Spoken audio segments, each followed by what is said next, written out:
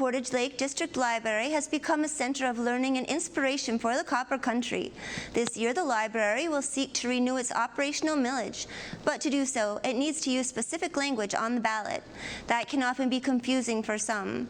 With more details on the Portage Lake District Library Operation Millage is Keweenaw Bureau reporter Thomas Fournier.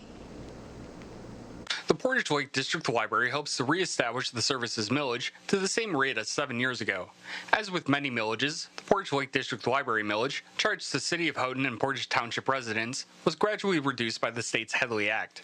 Library Director Katrina Lindy Moriarty says that the millage language can sometimes confuse people because of specific wording that must be used. And we would like to return and restore back to that rate. So right now our millage is a little bit lower than that because of something called a Headley rollback, and that is applicable to anyone with a millage in the state of Michigan. Essentially a little bit gets taken off each year to kind of account for inflation and the economy, and the thing is that our expenses are also adherent to inflation, so we would like to restore back to our original amount from 7 years ago and continue our ongoing operations as a library. Moriarty says that the summer's reading program has grown exponentially. Additionally, participation in children's and adults programs throughout the year has increased, developing the library into a shared third space for many people in the Copper Country. But we've also seen that outpouring from the community.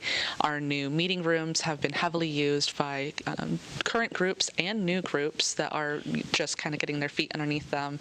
So we've seen even more community being created here at the library, and it's even evident in our statistics. From last year to this year, we've increased our door count already by 15%, which is a huge number, and that's another reason why we really want to seek this millage and continue our operations and continue fulfilling the needs of the community.